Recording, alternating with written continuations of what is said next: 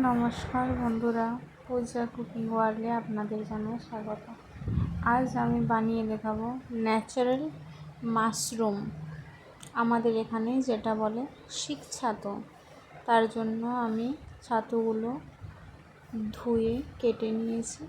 একটা কড়াইতে সাদা তেল গরম করে দিয়ে দেব ছাতুগুলো,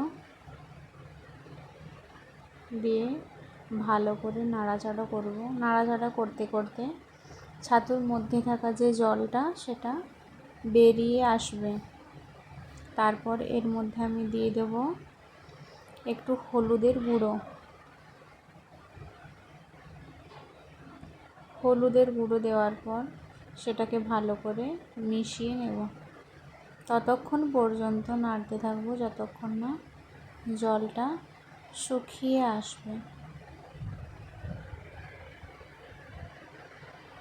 জলটা শুকিয়ে এসেছে। এরপর এগুলো লাল লাল করে ভেজে তুলে রাখবো। ভাজা কমপ্লিট। এবার একটা পাত্রের মধ্যে আমি এটাকে তুলে সাইডে রেখে দেব। তারপর দিয়ে দেব কেটে রাখা আলু। এগুলো ভেজে তুলে রাখবো।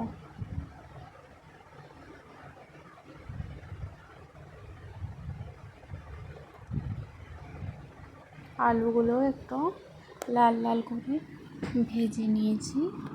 এরপর ওই তেলের মধ্যে দিয়ে দেব শুকনো লঙ্কা এবং তেজপাতা ফোড়ন। তারপর দিয়ে দেব কুচি করে রাখা পেঁয়াজ দেওয়ার পর সেটা একটু গোল্ডেন ব্রাউন করে ভেজে নেব।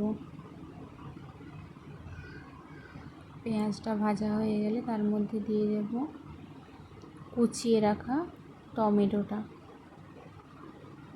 একসাথে খুব ভালো করে নাড়াচাড়া করতে হবে।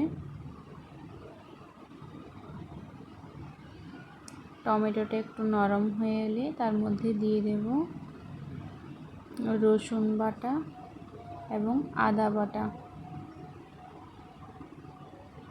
খুব ভালো করে মিশিয়ে নেব। এদিকে একটা পাত্রের মধ্যে আমি নিয়ে নিয়েছি লবণ, লঙ্কার গুঁড়ো, হলুদ গুঁড়ো, জিরের গুঁড়ো। জলে গুলিয়ে নেব। তারপর মশলাটা কড়াইয়ের মধ্যে ঢেলে দেব। মশলাটা ততক্ষণ পর্যন্ত কষতে থাকবো যতক্ষণ না এটার মধ্যে দিয়ে তেল ছেড়ে আসবে। তারপর দিয়ে দেব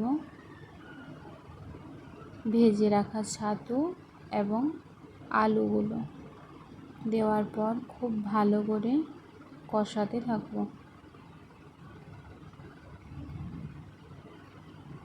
কষাতে কষাতে একটু সুন্দর গন্ধ উঠে আসবে এবং তেলটা ছেড়ে আসার পর দিয়ে দেব পরিমাণ মতো জল।